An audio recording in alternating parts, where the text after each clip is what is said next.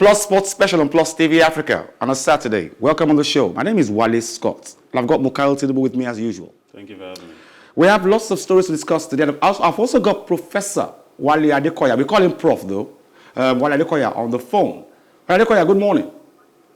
Yeah, good morning, Wale Scott. Wale is guesting, Wale is outgoing. Thank you. Thank you for joining us.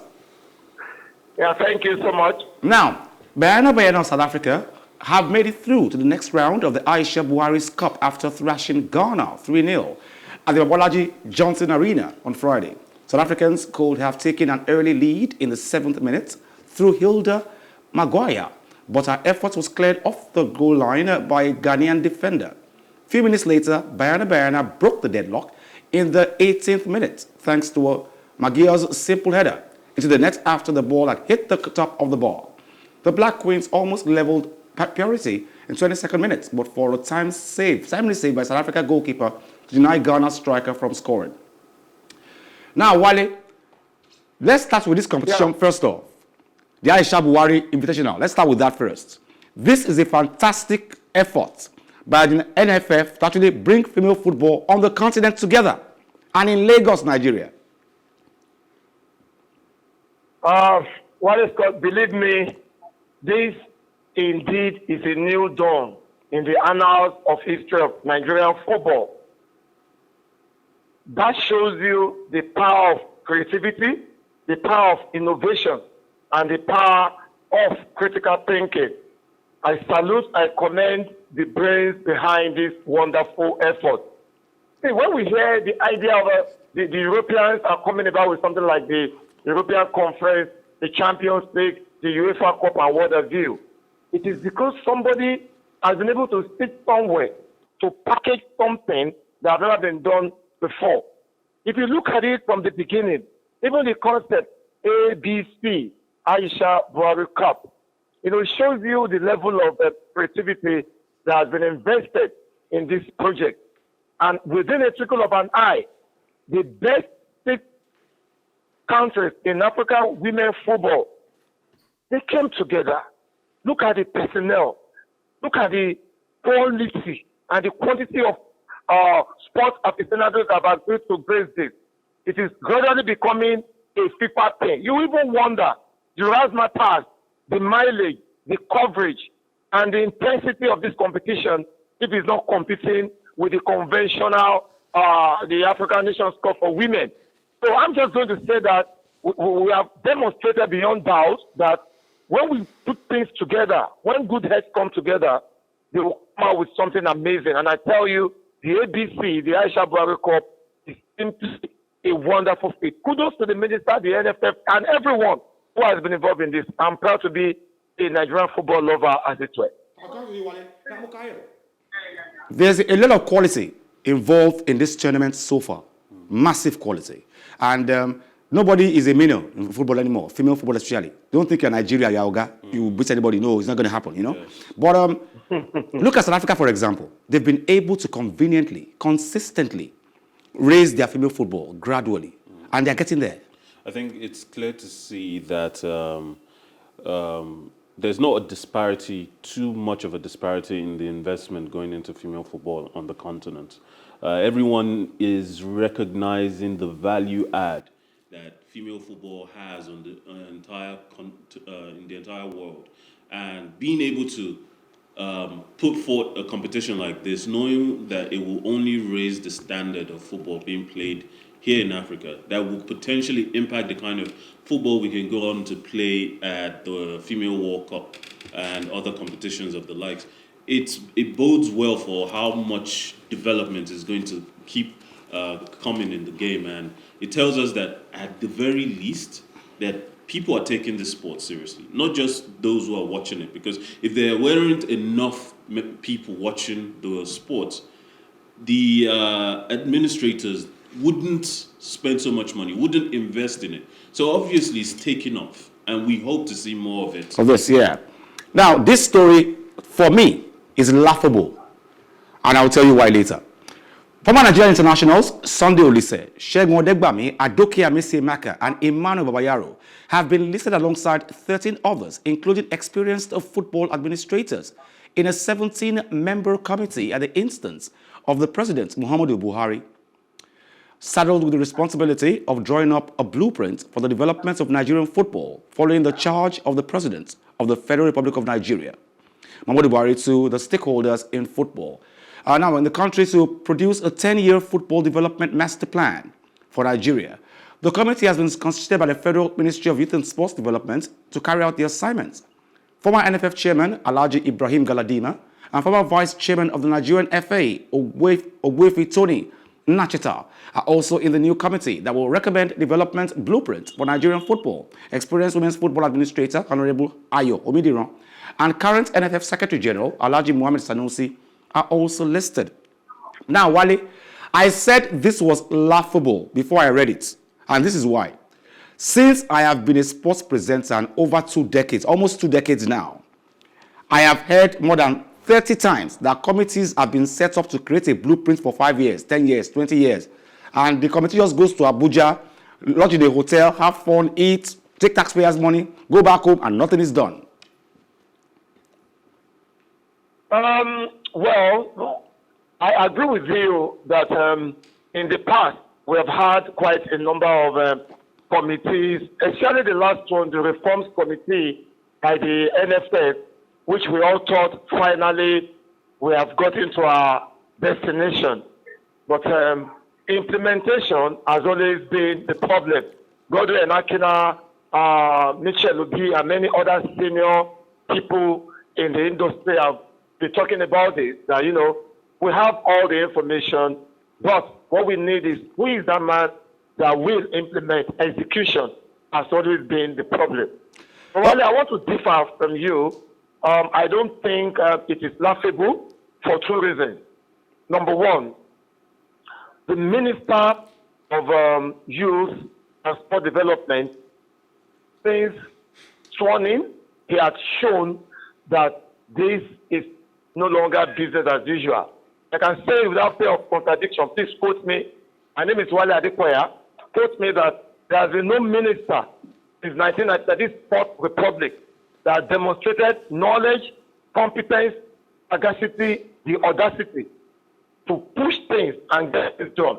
I can go on and on with the adopt and athlete policy, the assigning these major stadia to some business entities in the country, Abajebu for Lagos, Dangote for Abuja, and others. So if the same person, based on his pedigree, his antecedents, and what has been demonstrated since inception, I think I will be swayed on a scale of 6 to 10 to move along with this, believing that with Ogashe Godebamipe and the minister, who obviously, emphatically from all indication, has the ears of Mr. President, we have a Dan Omokachi not too far away from this. So we are getting there. You can see the mix of the 1980 legend and the mix of the 1994 legend in the corridors of power. So somehow, maybe this will work. And if the minister, based on what he has not failed in any of his endeavors so far, 20,000 Wale thought that this eventually might be a breakthrough. Because we have all the documents there. They are all there. And if you check on them, some lawyer and whatever, they are all there. They know where many of these documents are. They have the clout, they have the connection, they have the experience, and they have the age, the maturity to be able to articulate this. Okay, Wale, I'll come back. Reform Wale, will work. Maybe somehow this one will work. Wale Scott. Hello, Wale, I'll come back to you. So quickly, have your points quickly before we go to our next story now. The blueprints. We hope that the blueprints actually make sense, but like you said, we need to hold these committees. We need to hold them accountable, because oftentimes committees are set up, like you said, but no report is made public. Eventually, even when they are made public, it's because of a new administration has come into power, and the old administration that set the committee up. And then we don't actually see a point-by-point step approach to how they're going to get these things done. the recommendations, we don't see a follow-up from the government. That's what Wale said. Wale said eventually these things are done, but maybe the only thing they lack is implementation, which is the most important thing, really, Wale. What's the point of setting up a committee? Hello, Wale. Yeah, I mentioned implementation. That is the key thing. So what's the point of having a committee, set it up, put them in a hotel, pay taxpayers money, and then they don't implement it? What's the point? They're not ready to even implement it. No, the point is that this particular administration, Wale got, they've shown that they can follow through their plans. In the section of this current minister, you will agree with me that many things, it has never been business as usual.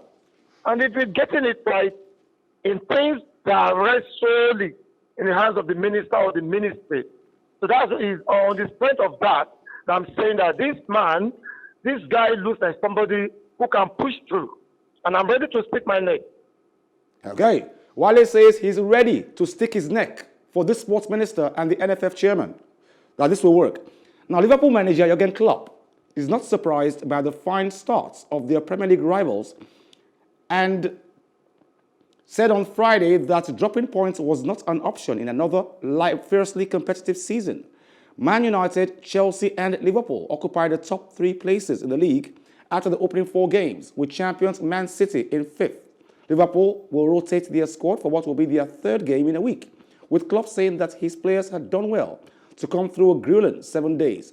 Klopp confirmed the striker, Roberto Firmino, remained sidelined due to a hamstring injury, but hinted that centre-back Virgil van Dijk, who was rested against Milan, could feature against Crystal Palace. Wale Adekoya, Liverpool coach Jurgen Klopp says he wants more focus on his players and they can't afford to lose more points at this point. But with only 4 matches, what is he scared of yet? Well, I can't agree less with him. This is the Premiership we are talking about. In the world, this is where football, club football is played. You talk about monopoly, you might go to the German Bundesliga. You talk about duopoly, you go to the Spanish La Liga. But when you talk about competition, where you have 20 crazy, unpredictable, wealthy, well-fed, well-paid clubs with the top coaches, controversial, practical, knowledgeable, and stuff. You talk about the EPL. And then once is game 1, day 1, game 1, the war had started. So the calculation is simple. When you start, you have to start like a winner. The EPL is not exactly the kind of club that you start so poorly. You may not be like a house on fire, but you must ensure that you keep pace. So when you hear a coach like that say you can't afford to lose points, you should know he knows exactly what he's saying. Liverpool, they have their work cut out, and for them to have a stake this season with the form that Chelsea is, with the anger, agony, disappointment that Man City is approaching this season, having lost the Champions League final. And of course, Manchester United is out there with his certain sheriff in town, Cristiano Ronaldo. You know what that means. So it's well declared from day one. And I agree totally with Klopp that indeed there is no time to wait. In the last few years, Mukayo, it's always been a case of people buying players massively. In the last few years, the biggest thing Liverpool have really bought is Virgil van Dijk. But you're looking at a Man U who have bought Bruno Fernandes, brought in Jadon Sancho, brought in almighty Cristiano Ronaldo. You've seen Chelsea show up big time. And then finally tap it up again with Lukaku today. And you can understand when what this man's pessimism is. Yes. The Premier League has always been competitive. That's without a doubt. But we're now in a phase where every one of these big 4 are so powerful, they're contending so well for the Premier League that none of them are vying just to do well in the top 4. Gone are the days where Arsenal could even breathe into the top 4, breeze into the top 4. And breeze out again. Unfortunately. Because now the top 4 teams are all vying for the number 1 spot. So the 4 spots are completely occupied. But at this point in time now, I'm throwing this one at Francis now at this point now, There's no way they will even breeze mistakenly. They won't smell it this season. Even now, when you look at the top 4, it kind of reminds me of La Liga in the sense that when Barcelona and Real Madrid start the season and they decide they want to go for the league, obviously the league is expected to go to one of them. True. So if one team, if Barcelona drops points or Real Madrid drops points, even commentators talk about it as though it's going to have repercussions on them eventually. At the end of the season, because it's those fine lines that determine who wins at the end. Now we have that same situation playing out in England, except there are 4 teams, all as strong as these Spanish giants and all as capable. Man United have bought good and very well recently, and they've been paying a lot of premium for the best players in the world in attempts to catch up to Manchester City. Chelsea have always been there and abouts, able to win a trophy every other season. Even most seasons, they end up finishing 3rd or 2nd. And Liverpool have proven under Jurgen Klopp that his methods work. He has built a strong first 11, and that first 11 can beat anybody on any day. But they don't have the squad depth. This is the match everybody wants to watch over the weekend. It's on Sunday. And everybody wants to watch Tottenham against Chelsea. But some of my people say it's not a big match. Why? Because Tottenham is not as big as they used to be. They're not technically as sound as they should be. And Chelsea will also run through them. And Tottenham boss is saying, his name is Espirito Santo. And he holds a press conference ahead of his team's Premier League match against Chelsea at home on Sunday, 19th September. Kickoff time, 4:30 Nigerian time. Wale Adekoya, before you go on the show, quickly, what are your predictions for Tottenham against Chelsea tomorrow? Well, definitely we're going to see a beautiful game of football and very entertaining, expressive. As you know, Tottenham, they have a way of pushing you all the way. They love to play from the midfield, spread play, and attack. But Chelsea, one of the most complete football clubs on earth as we speak today. And it is going to be so wonderful. Football lovers should be looking forward to that game, no doubt. One thing is certain, Tottenham appear to be a jinx team. Maybe I may not be the biggest of superstitious people, but Tottenham, they just have a way of messing up when it matters most. So Wale, for that, the worst Chelsea will get is a draw. But I'm going for a Chelsea victory. Wale, thank you very much for joining us on the show. Thank you very much. Yeah, thank you so much. Thank you. My pleasure. Now, Tottenham have proven that they can play good football. They can do what they want, but they can't get you on the attack. They can't get you on the counter if they don't have Son in the team. Harry Kane will try his best, stay in the box, wait for the ball to come, but only Son can get the ball to him. Well, I feel like Nuno Espirito still has a lot to prove at Tottenham. And right now he's dealing with a trio of injuries to Dyer, to Lo Celso, and another player. So he has it all against him, and he's going up against the Chelsea that is in form. Early morning. Yes, that is in form, going up against a team that is now perfectly complete with Lukaku firing on all cylinders. He has 3 goals in the last 3 games. There's every chance and expectations are high that Chelsea will beat them. I predict a 3-goal game. It might end with a 3-0 or 2-1. We'll see. I'll probably continually WhatsApp you while the game is going on. Yeah. Newcastle's previous EPL match was at Manchester United when they lost 4-1. Leeds' last Premier League game was at home to Liverpool, where they lost 3-0. Now, 50,407 fans packed Newcastle Stadium. The match ended in a 1-1 draw. Now, some sad news this morning. Some sad news and good news, mixed feelings though. Brazil's soccer legend Edson Arantes do Nascimento Pele, who is 80, is in a stable condition after respiratory instability. Early on Friday led to him being admitted back into an intensive care unit. Sao Paulo's Albert Einstein Hospital said in a statement. Now, Cancelos grew about Pele's health on Friday after local media reported that he had returned to an ICU as it had only just left earlier this week as he recovers from a colon tumor removal. Now, he has had too many surgeries in the past. He had a colon tumor removed, then he came out, then respiratory issues again, he's back in the ICU. So I hope this isn't the end of the journey. I hope that he's okay, that this is nothing more serious than it appears. We know for one that, with all due respect to Maradona. He had a few excesses, if not too much. Maradona, as we know, might not have those much. He might have his own thing that he does, but it can't be as much as Maradona. Pele was a clean footballer. Yeah. And he has maintained a dignified end of career so far.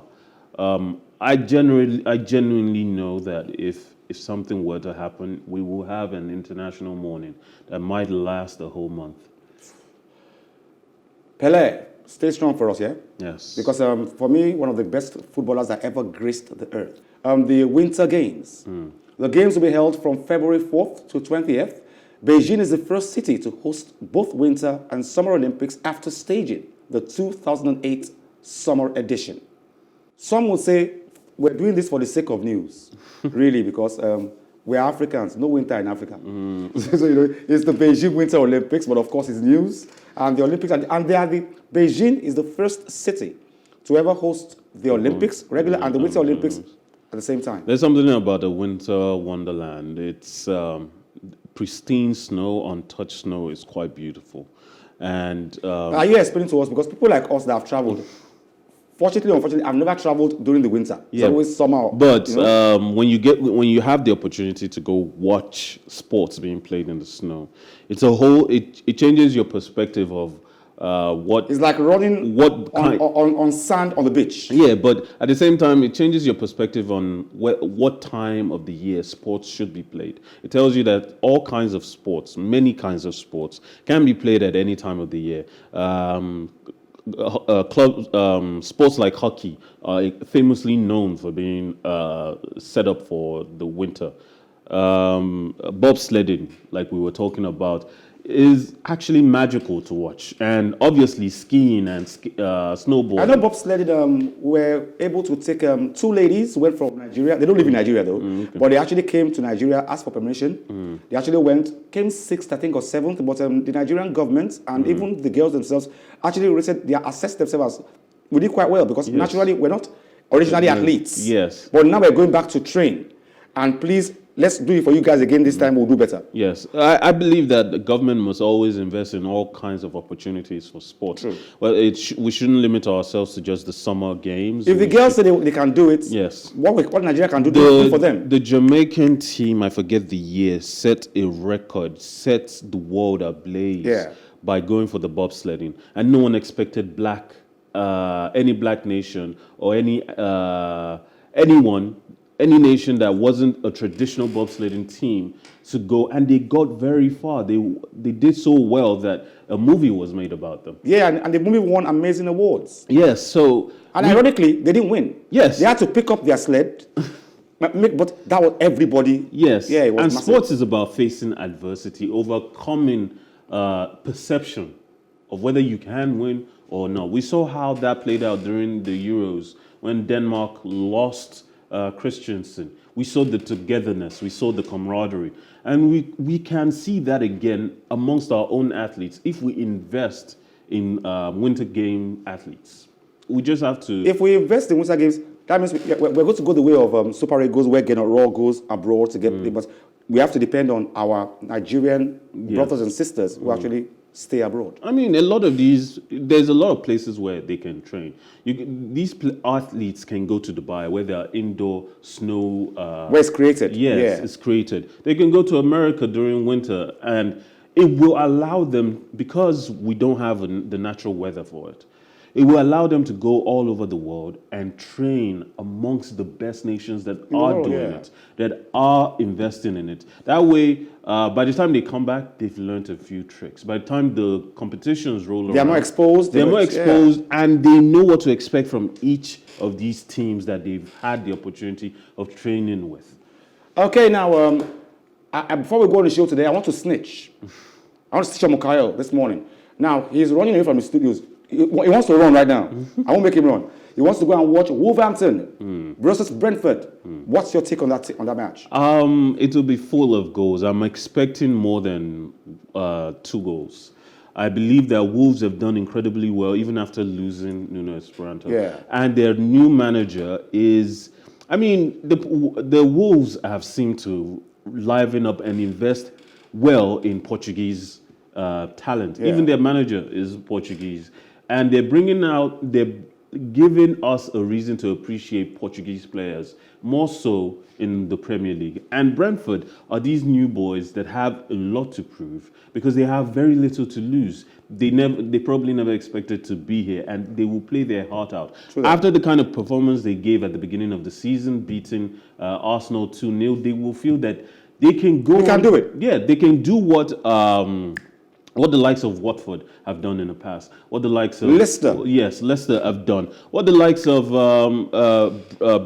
Brighton are currently still doing. Because all these teams came up, they could have gone back down as soon as they came, but they stayed an extra year, stayed 2 years, and Leicester are still here. Have even gone on to win the league. Premier League, yeah. So, continuity is the game. And Brentford will hope that if they manage to succeed and survive this season, they will do even better. Because, that broadcast money can do a lot. Massive. Well, Wolverhampton Wanderers against Brentford, 12:30 Nigerian time. So, after watching the show, try and go to your TV station, TV, and try and watch the game. Yes. Mukayo says it's going to be full of goals. Wolverhampton will make it happen. Brentford will try to have a point to prove. Yes. Plus Sports Special on PlusTvAfrica.